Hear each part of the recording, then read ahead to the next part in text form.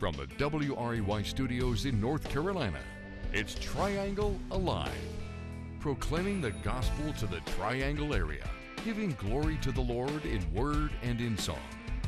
Join us in lifting up the name of Jesus on Triangle Alive.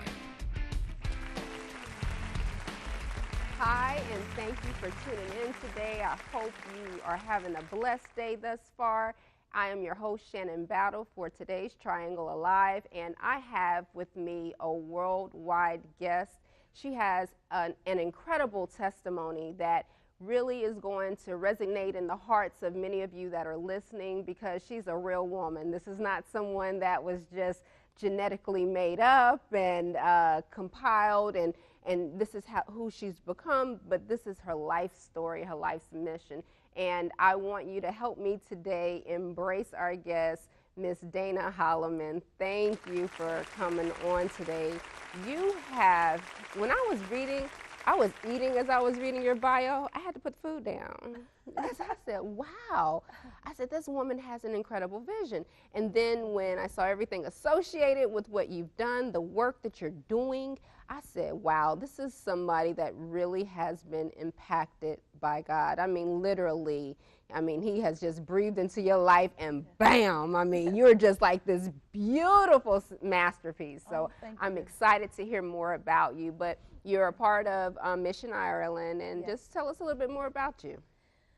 Well, I went to Ireland about 9 years ago, and I went with a heart and a passion just to reach as many young people and make an impact as I can.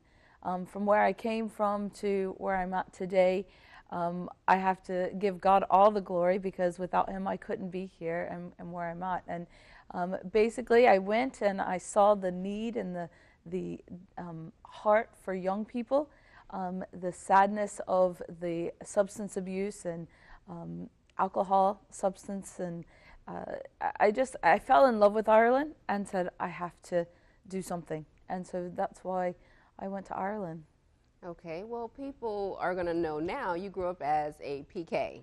I did. Preacher's kid. Yes. Oh, gosh, you guys, there's, I used to joke about them in church, when I was growing up. Like, oh, that's the PK right there. That's the preacher's kid. Because we thought you all were the most privileged, but then we get behind the scenes and play with y'all, be like, they play like us, So what was it like growing up, though, as a preacher's kid? Oh, my goodness. I always say there's two types of preacher's kids. There's the good ones, and they do everything right, it seems, at home and at church.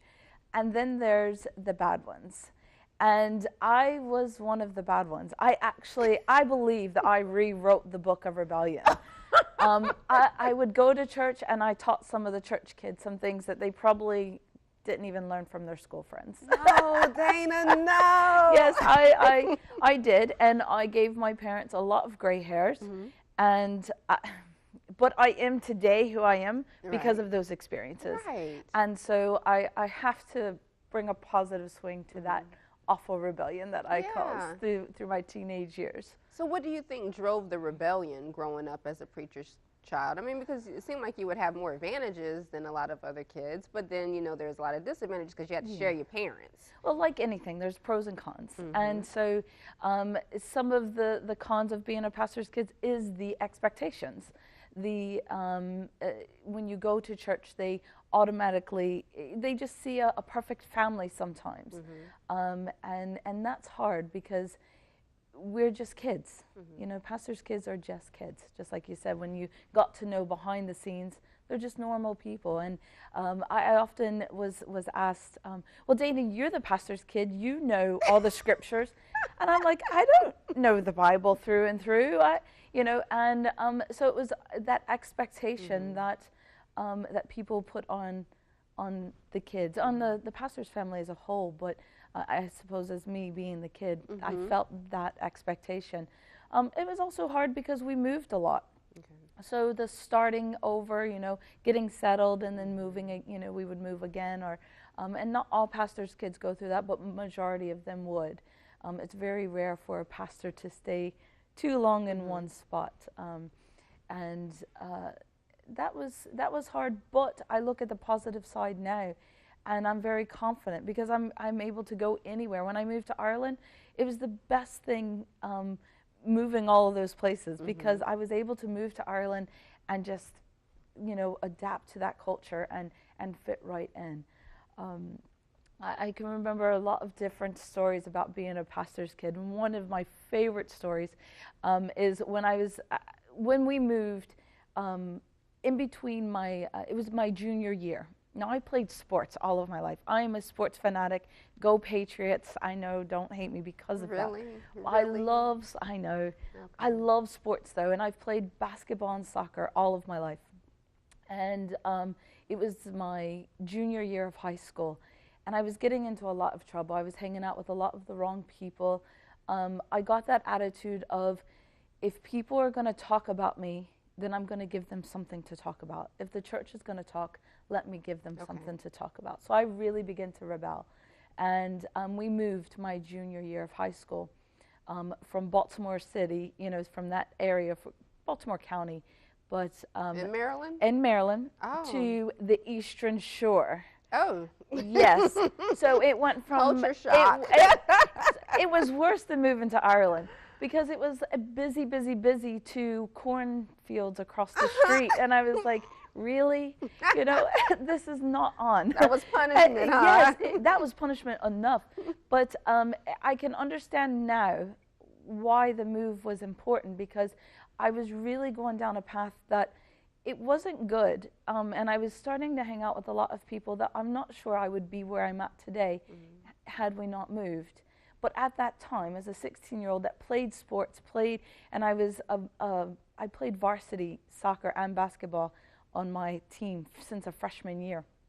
And that junior year was so important. I was, you know, getting on a lot. I had scouts looking at me and different things for college. And when we moved, I just turned into total rebellion. I was so hurt and so angry. And I really took that and just ran full force and got caught up in drugs and drink and went down a path that I would not encourage anyone to go down, and any young person to go down. It's better to find someone to talk to. So when you moved and you at 16 and you're angry, a lot of kids don't know how to deal with their emotions and regulate them very well. Right. And you're going through those different life transitions, so that makes it even more complicated because you're really coming into who you are, asserting the independence and all of that. But growing up, were you taught how to manage your anger?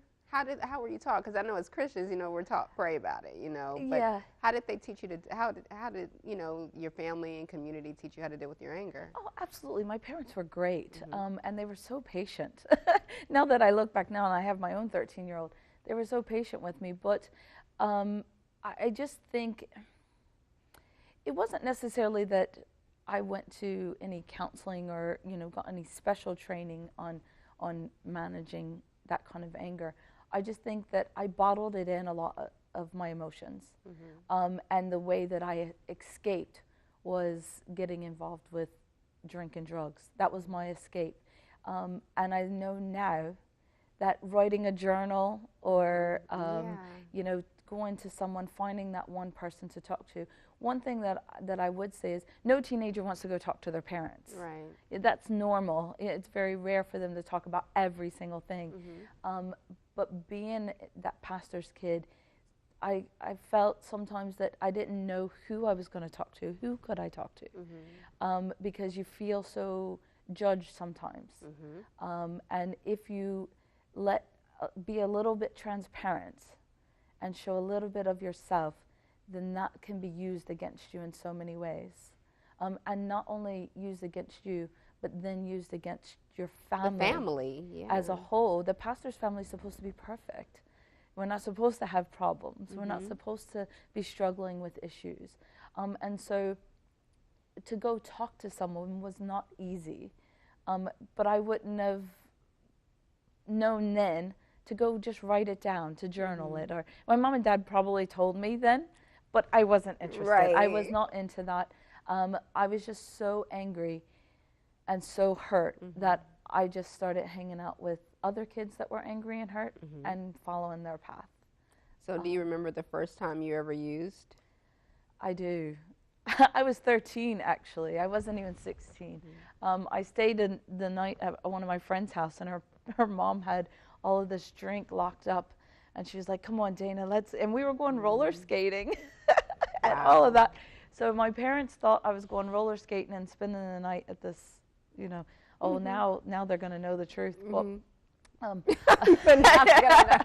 but I was, thank God I was only 13. But yeah, I was staying up at my friend Shannon's house, and we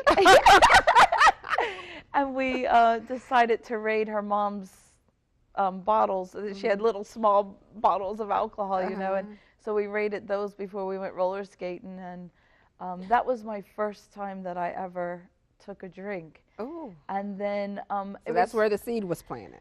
That's where the seed was planted. And I often hear, in Ireland, because it wouldn't be a surprise to hear 13-year-olds drinking. I often will think back to that story and know that I always said it's only a social thing. I'm only doing it every once in a while. What's the big deal? But by the time I was 16, I was drinking a lot more than just on the weekends. I was sneaking around as often as I could to get a drink. I would, and then I remember when I moved, and I was introduced to my first joint. You know, my first bout of drugs, and thinking, oh yeah, okay, and it escalated more and more and more. And by the time I was graduating school, I was getting off the drugs, but you know, it was still, you know, you still have that desire, that hurt was still there, and until you get rid of that hurt, you want to cover it up with something. Right. You want to fix that somehow, some way. So the drug had a purpose. Yeah, it had its purpose, and so when I was a senior in high school, my parents, you know, they kind of realized how serious this was. It was, what are we going to do about this? So they gave me the opportunity. And it was not my first missions trip, but it was about my third one. But they said, my dad said, are you going to go to rehab, or we can send you to the Philippines and you can play basketball? Well, what would you choose? I'll be in the Philippines. Yes. Hello. So I went to the Philippines and to Korea and to Japan. And I played basketball, and really just, I loved it. I loved being able to play basketball. So I got clean as far as drugs went, and I tried to stay off the drink. Was your only drug of choice marijuana? No, it was actually my friend that was giving it to me started lacing it with some cocaine. So I didn't get real deep, but enough to where I was hooked on it. And so I had to go through the withdrawal of getting off of it. As a teenager? As a teenager. How did your parents begin to recognize the signs? Well, I started doing some silly things. I started doing some foolish things. I think one time I went to a party, and I came home, and back when I was younger, me and my mom, we always played pranks. My family, my mom and dad, they loved pranking. And when I was a teenager, you remember did you ever do a tulip roll, like tulip paper people's houses and things like that? So we would do it all the time. And there was a family in a church that they would do us, and then we'd get them.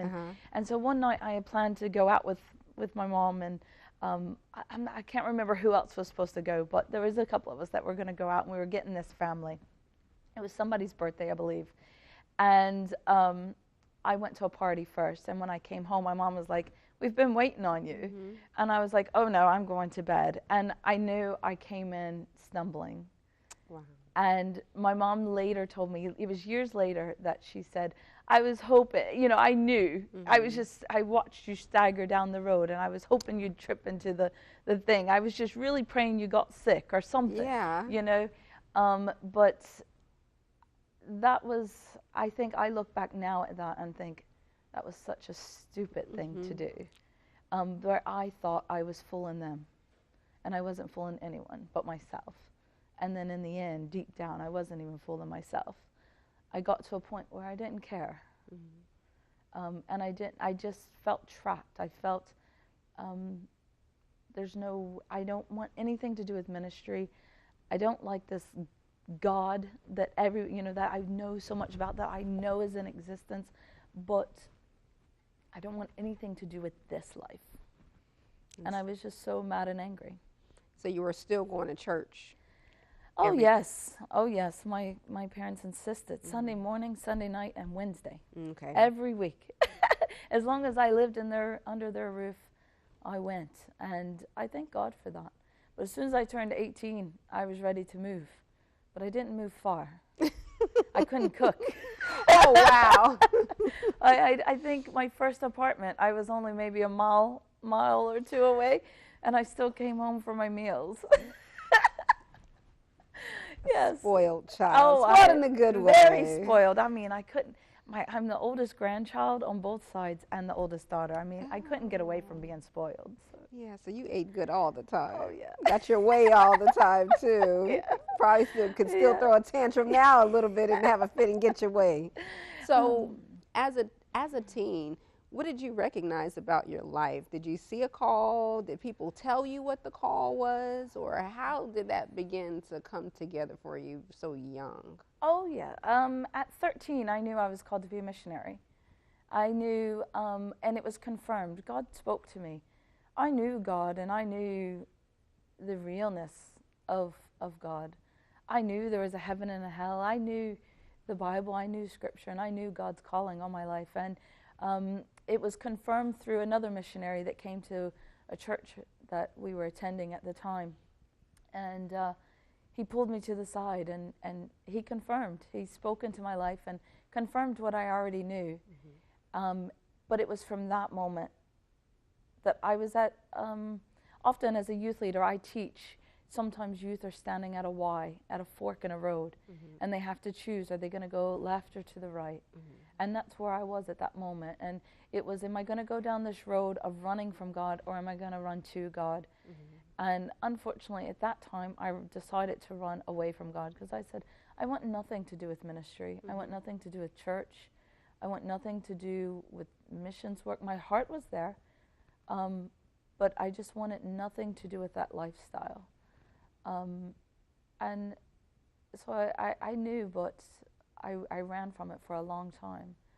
And how did that work for you? It didn't work. It didn't work at all. I even tried my first year of college. Was an awful time for my dad, I have to say, because I took a world religion class. And I did it. It had nothing to do with my major, but I did it purely for spite. I could imagine those conversations. I mean, and I'd come home and say, I'm going to become, whatever religion we were going through, I'm going to be Islamic. I'm going to be this. I'm going to be that, And my dad was like, well, why? And I would come home. And one probably that was the most prominent was Buddhist.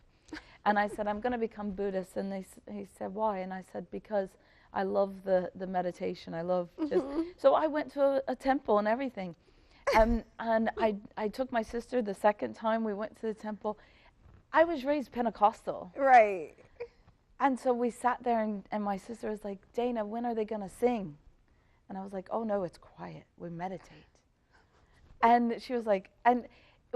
She got into a giggling fit, Yeah. And it was so you were awful. funny to her. It was awful, really. And we left there, and I said, okay, I'm not going to be Buddhist now, because we can't even get through the service without talking. So nope, that one's not going to work. That doesn't work. And then the last religion was Christian, and we were talking about the different Christian, and so Catholicism came into it. And I said, Dad, I'm going to be Catholic. And he said, why? I said, because they believe that they can drink and go to heaven. And I said, so then I can drink and go to heaven. And he was like, what? That's not even true. But in my head, at 18, right. I was like, this is right, And so I've learned a lot about Catholicism and the beauty of the people living in Ireland, because it's 95%, Catholicism. And it was a totally different perspective that I had at 18 than what I do now. But that was my justification for wanting to switch. And it was more so just to get to my dad and to get under his skin. And I think I gave him a few extra gray hairs because of that. So what, now that you look back on it, what were you trying to get him to recognize? I'm not even sure if there was anything to recognize. Maybe it was me just wanting to explore other religions and say, how do I know that this is real? Mm-hmm. I know that you tell me to read the Bible and that the Bible is real, and I know that you say it. I know that I've been to our church and I've seen the Spirit move, but how do I know? And how do I tell somebody that has been raised, just like I was raised Church of God, how do I tell someone that's raised another religion that they're wrong? And I went through a real complex time, and I think a lot of kids raised in church go through that, or pastors' kids, because that's all you know. And so I think probably everybody goes through it, but I didn't really have my God moment till I was 26. So you had a lot of playing time. I did. I did. He gave you a lot of mercy to play. And I tell you, I look back now at some of the stories, some of the things, foolish things that I did, and I say, God, you had to be with me the whole time. Of course, because like I'm envisioning the why that you're talking about, that you teach the other kids about. And even in the running away, it seems like it runs you right into where you need to be in the first place. It took me right back every time. And since I was 13 until I actually had my God moment, that time of saying, God, I surrender my life to you. Everything that I've done, I want to use for your glory. I'm not going to give the devil credit for the things. I made mistakes, but I will use that for God's glory. And from that time until I surrendered, from 13 to that moment, it was just a big circle. Because God has a plan. He had a purpose. He had a destiny. And I couldn't not fulfill it. Was it some big thing that led to the surrender, or was it just time? How did it get to that point? It was time. It was absolutely time. I was going to University of Cincinnati, and I moved into an apartment, and because I played sports, I ran a few miles every day, and the apartment that I moved into, I went because it was near the main part of the campus, and I worked at University Hospital there in Cincinnati as well. So I never knew that there was a church right behind my apartment. Had I known that, I would have probably never moved into that apartment. Because you wanted to stay far away at the time. I wanted to stay as far away. I mean, I moved state to get away from my mom and dad asking me, am I going to church today? I was trying to. Every Sunday, my mom would ring me and leave me a voicemail. Are you going to church today?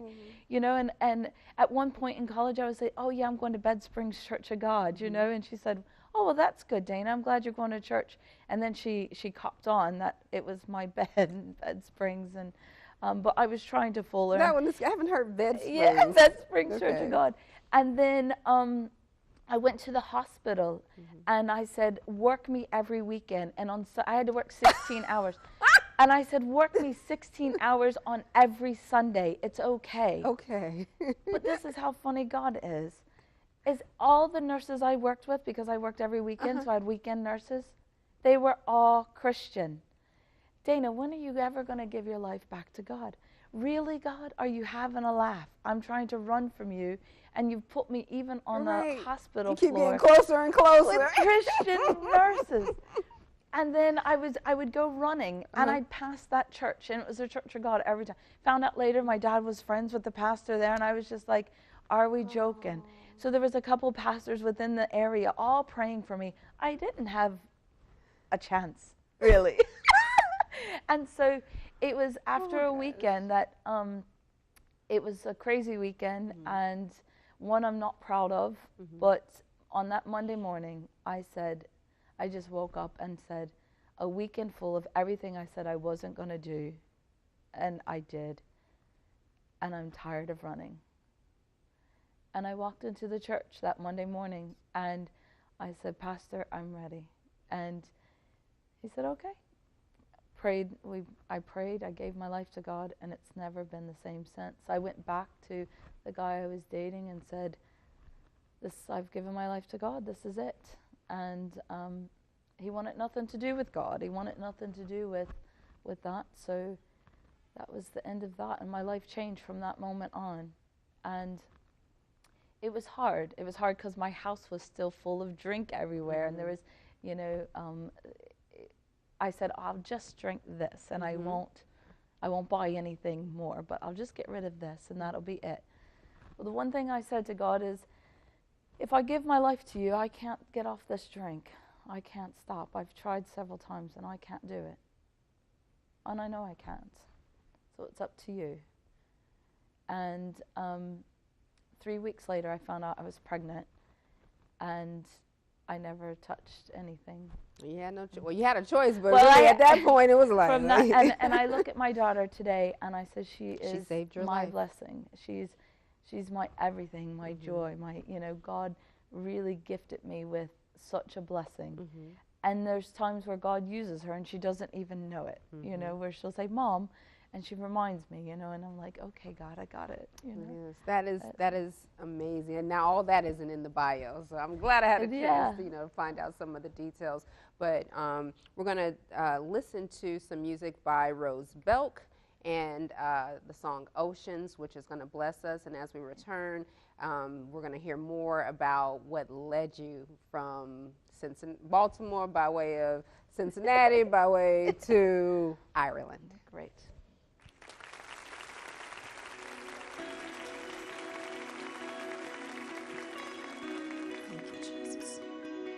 There's no other name but your name, and we worship you today.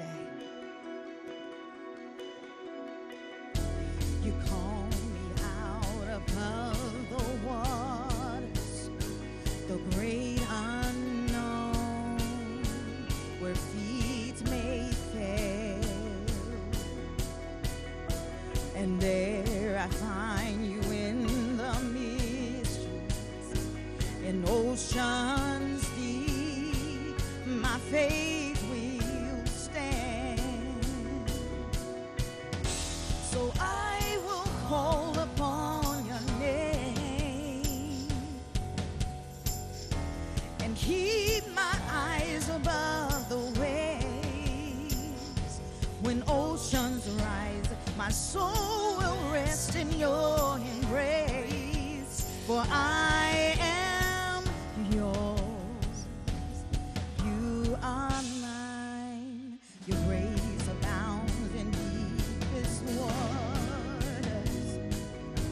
Your sovereign hand will be my guide.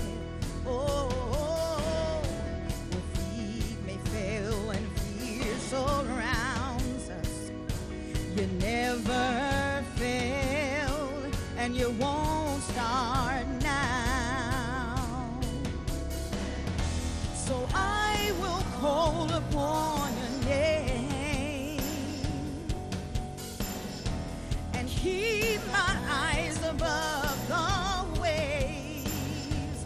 When oceans rise, my soul will rest in your embrace. For I am yours, you are mine. Spirit, lead me where my trust is without borders.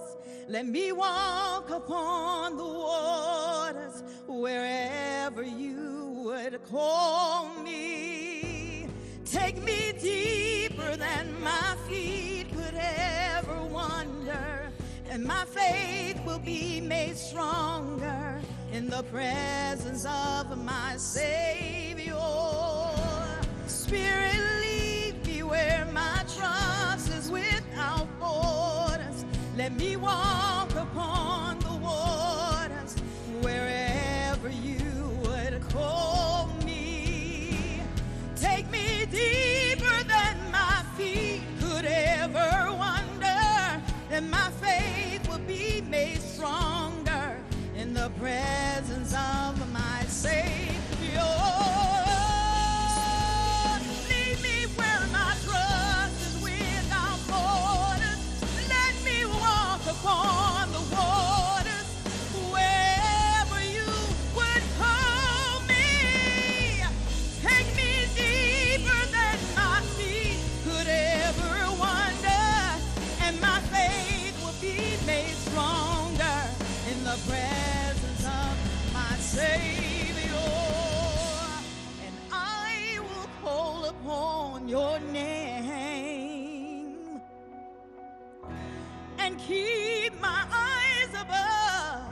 your ways, oh Lord. My soul will rest in your embrace, for I am yours and you are mine.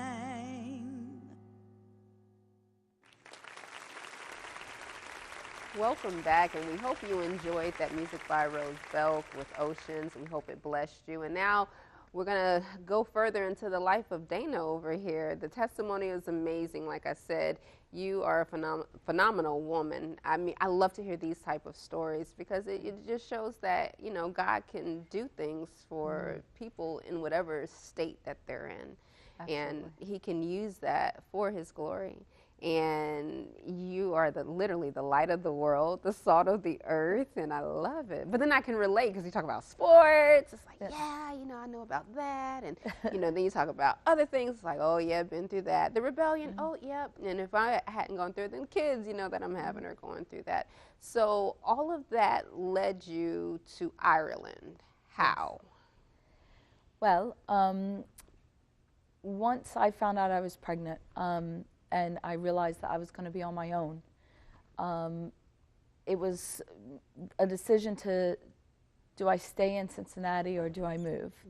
And so my parents graciously said, come live, you know, with us and we'll help you, because I was doing my last year of school. Okay. And so I actually went back to Illinois. They were pastoring in Illinois at that time. And so I went, and my mom took 2 years off work.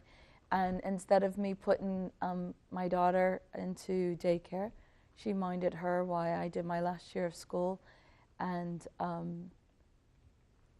worked for an extra year. And then Kayla was 2, so it was just a process going through. A lot of healing had to happen, a lot of things that had to go on. We had to get used to just the 2 of us, and I became my dad's youth leader when Kayla was about 3.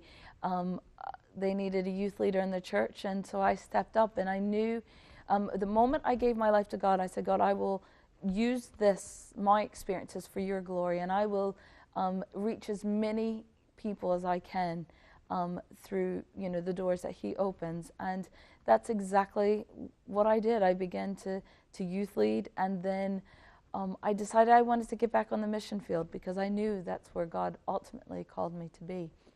And so I took a trip to Ireland. It was only supposed to be for 2 weeks. But while I was there, God said, this is where I want you. And I fell in love with the place. I fell in love with the people.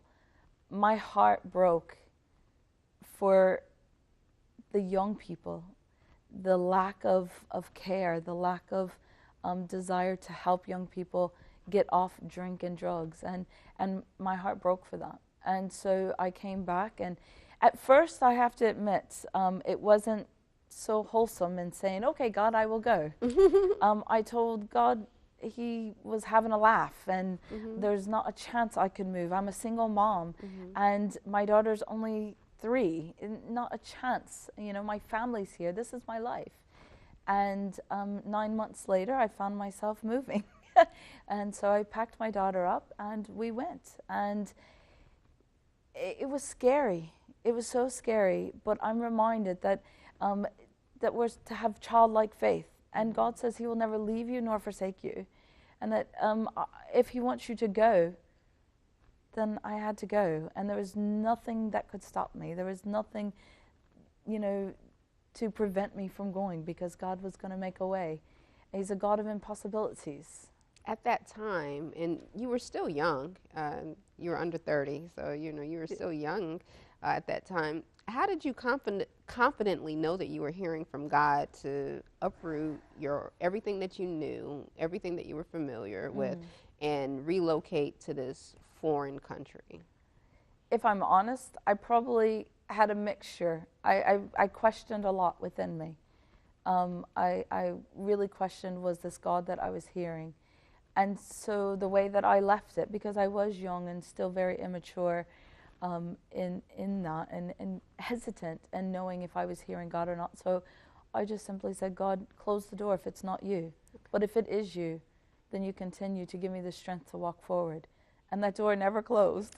And at one point, I think the closer it got for me to move, I was praying, and I think my parents were probably praying as well, let that door close. Close the door, close the door, close the door. Please, Lord, close the door. I think I misheard. I think, please. But when we got on the plane, it was hard. I knew there was tough times ahead, but I also knew that God was with us through it all.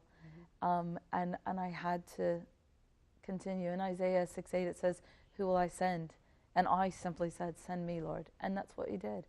And those first few years in Ireland, though, they were rough. They were rough. They were.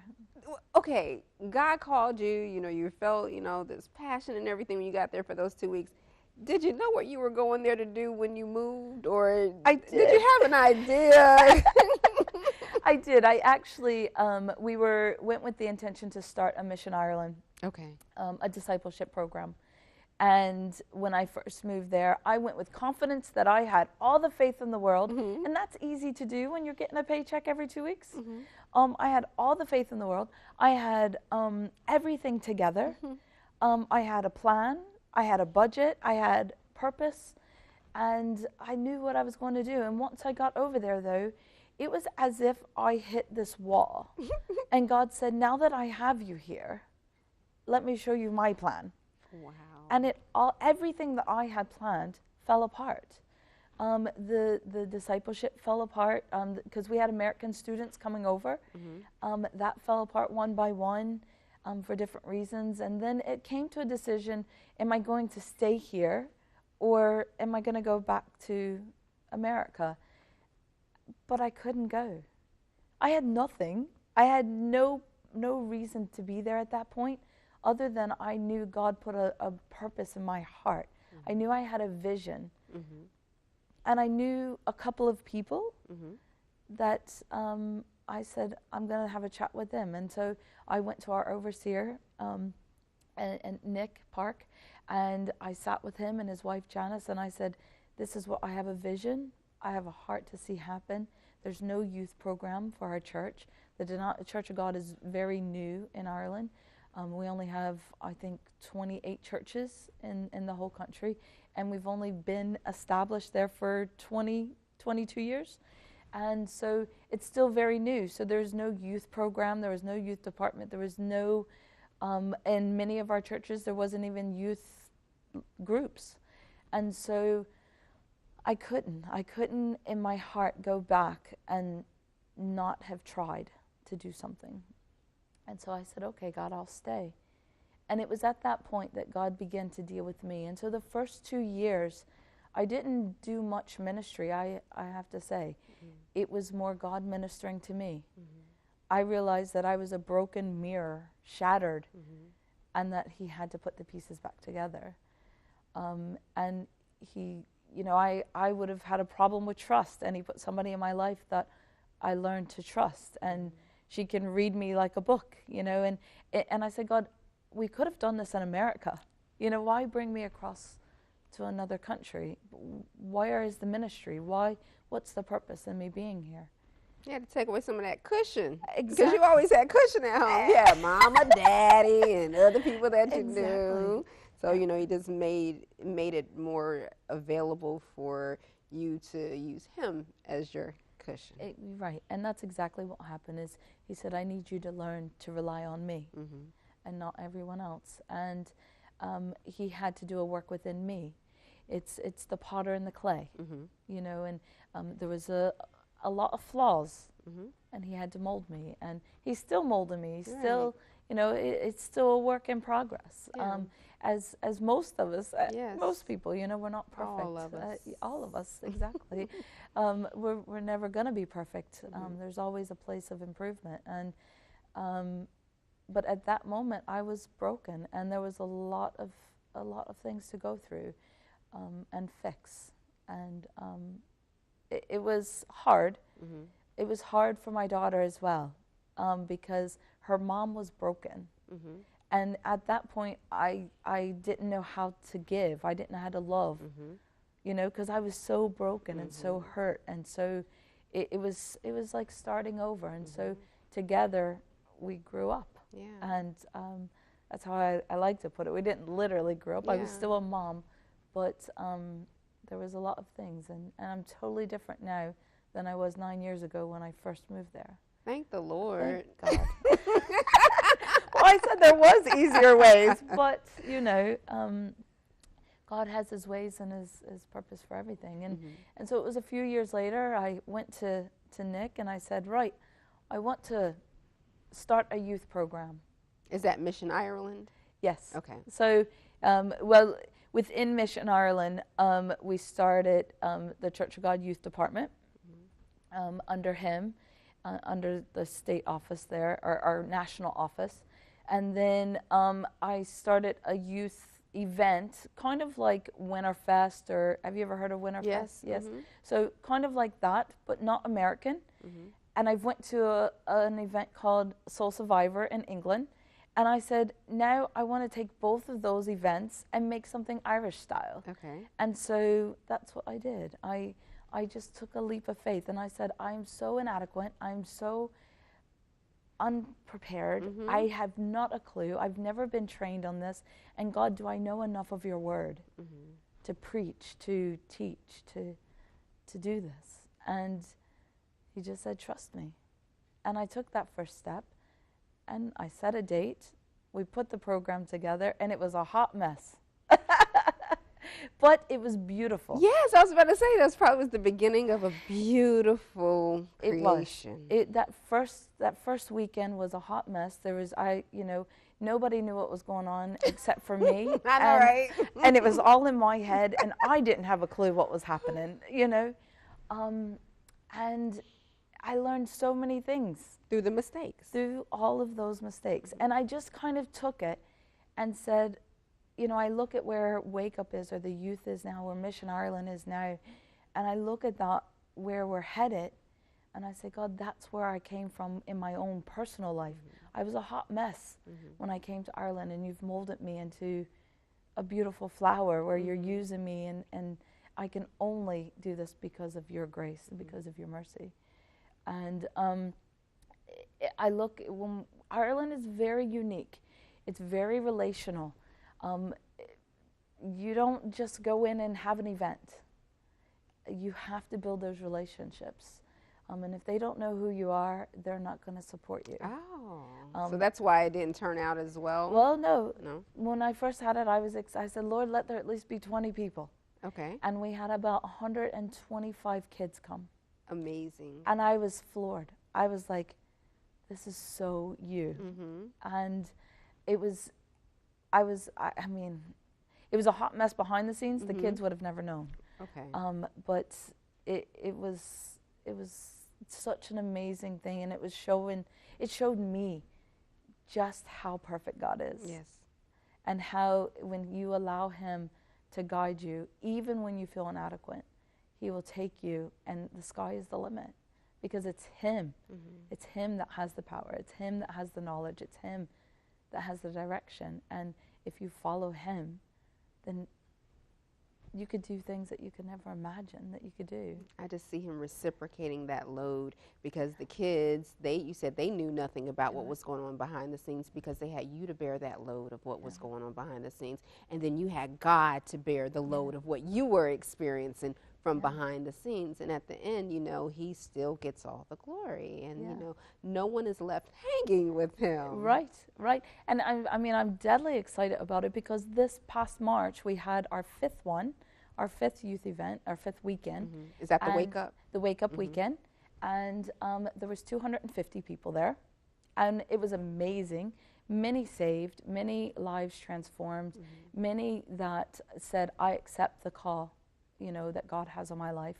And I look at this and I say, God, you have done such a beautiful thing here.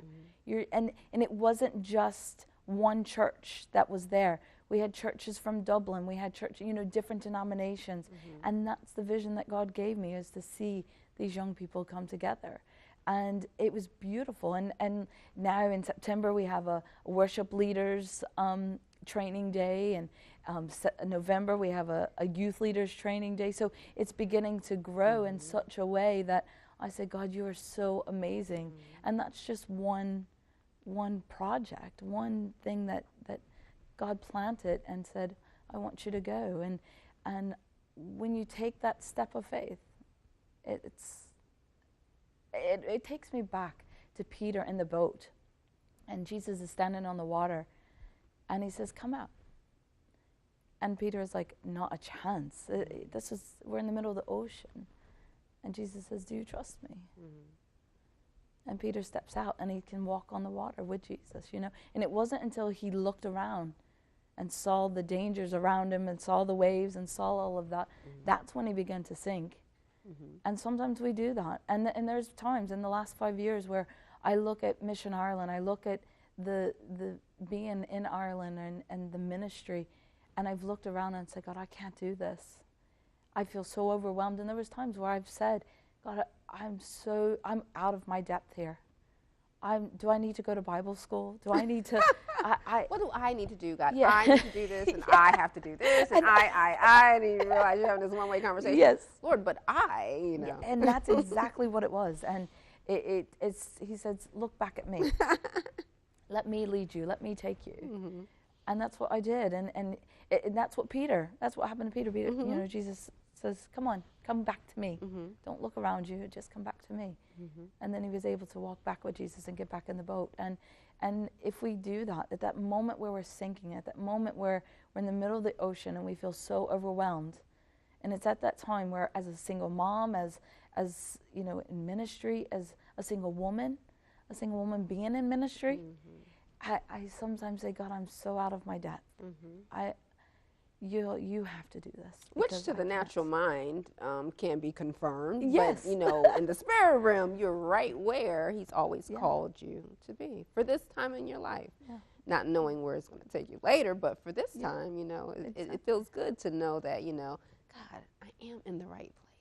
You know, there's a story that I think about that my first few years there, not that sometimes I still have hard times, but I've learned to trust God more. So I wouldn't say that it's always easy now.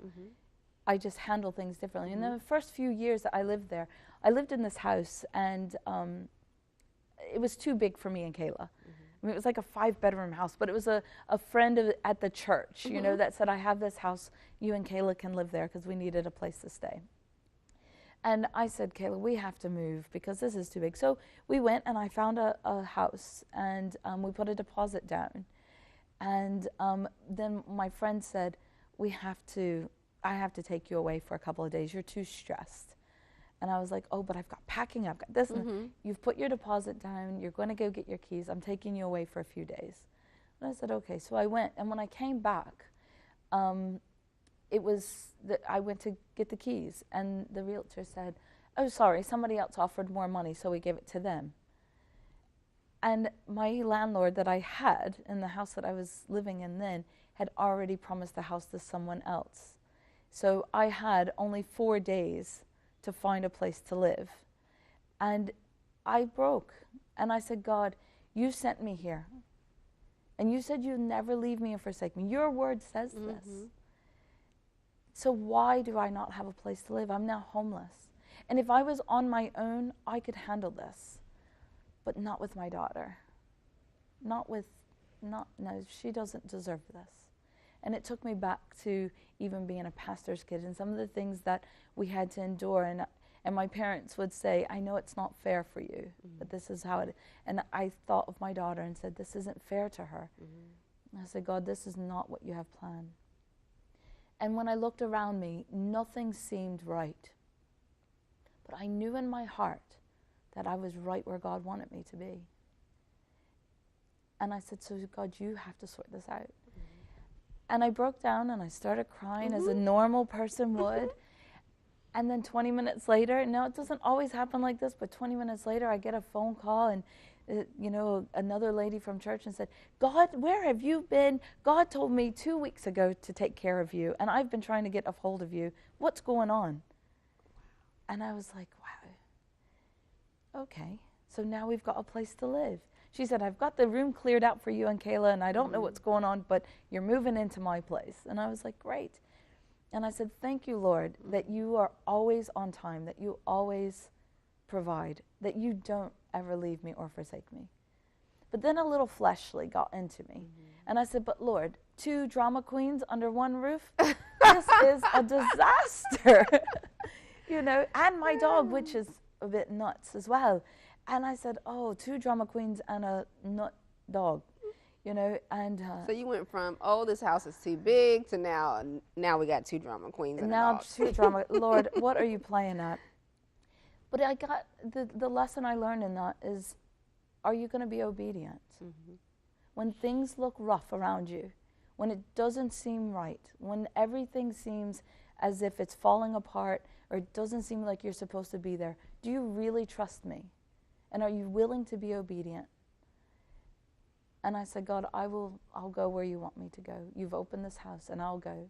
Teach me the lesson that you want me to learn, whatever it is. So it sounds like God had to wake up Dana before Dana could wake up Ireland, right? Exactly. That's exactly what happened. And I think back to that. And by the next week, I had an apartment to myself. I, you know, it opened up. The realtor, you know, got it for lower than what I was asking for. So in the end, me and Kayla ended up moving into an apartment on our own. But there was that weekend of God saying, are you going to obey me? I've opened this door, and are you going to obey me? So you went from asking God for 20 people at an event, and now he's surpassed that, over 200, and you're doing all these different things with leaders now. Yes. In ministry. What else do you see? What's the vision that you have for Mission Ireland? Well, I just want to get my story out there. I really feel God saying, get out there more. And I want to, I've started evangelizing more. I've started getting out and going to speak at different engagements and different events and different churches. Because I really feel that God is going to use me in that capacity. And I want to share my story. Rather, it helps the single woman to realize that she can accomplish anything with God on her side, or that single mom, or that preacher's kid that says, I'm hurting and broken, or that addict that says, there's no hope for me. Right. There's always hope. Or simply those young people that are at that why, saying, which way am I going to go? And I often say, God, if only one. Because like him in the field as a shepherd, he says, I will go after the one and leave the 99 behind. And I said, God, if you will use me to just see one person changed, or one person say, I'm going to go down this road and run to God rather than run down this road of disaster. I just want to be used by God in whatever he has. What do I see happening? With evangelism, with going to speak in Ireland per se, because of all of this teaching, because we have these young people, we've decided to start a school of ministry. And that's one big thing, a project that we're working on now. We've started advertising now. You can get a certification, right? We want to eventually get to that point. Okay. So the school of ministry that we have a threefold. So first off, it's teaching young people about prayer and a vision for 24/7 prayer. Prayer is much more than a Sunday morning going down to the altar and saying your prayer. There's so many ways that you can connect with God, through creative writing, through art, through singing, through music. There's so many different ways to connect to God. And so we want to teach them that, and we want to push 24/7 prayer, because prayer moves. Prayer does, yes. It works, and prayer connects you with God, and that opens doors for so many things, and assures you, it encourages you, it lifts you up. And so that's one thing. And then the second is discipleship, because we want to teach young people how to even be a Christian, how to be Christ-like. Right. Because I think in a lot of ways we've lost our way of grace. We teach grace because we were too far on one side of no grace. Then we went too far to, too much grace. We have to balance it, right, to where there has to be boundaries, but there's also grace. And so we want to disciple them. It's an intensive 9-month program that we'll have. and we want to make it, Lord willing, we'll make it a residential, and see that grow with that discipleship program. And then the third phase is the accredited School of Ministry, the college credits, and getting it to where they can come for Bible college. Amazing. And for, we have a building, we have a place, we have it in mind. It is going to cost quite a bit to get it ready and refurbished, and there's quite a few repairs that have to be done. But we're believing that God will bring those finances in and bring in the workers even to make it happen. Well, you have not, because you asked not how much money do you need for that building. We have we need to start with all the renovations is $250,000. I've converted it over from euro. $250,000, and that's for us to get the building even ready, and to kick off next September. So we're praying that money in. So, Lord willing, we need to renovate the building. Not only that, I just found out that our church bus went up, and we were planning to use that to be able to take our students to different churches and different areas. So that is now also, but God will provide. God will make provision for all of those things. And I believe in great things. We're kicking off this September to start advertising it and really push it. And then next September we'll start with our first discipleship program. That's amazing. God has taken it to so many heights, right? Heights and depths. I mean, I was telling you about Wake Up with the 250, but then a few weeks right before I came, we had an American team come over, and we have several different groups coming over for this crusade. I4J is what it's called, and they come, and we had this crusade where 31 churches came together. That does not happen. It's in Ireland. It does not happen, and we had 31 churches come for one reason, and that's to worship the King of Kings. And it was beautiful. And that is beautiful that he's using you as that chosen vessel to make that happen in Ireland. Yes. We thank you for coming on the show Thank today. you so much for the we opportunity. stand in agreement with you that everything that you're believing God for is going to happen. Amen. And you're going to see it happen, and the money is going to flow in. Thank you so all much. for tuning in. If you want more information about Mission Ireland, please just follow the caption below. And we ask that you support the ministry. Dana definitely has a great heart, and we know that God is doing great things as well, not only here, but in Ireland. Thank you for tuning in.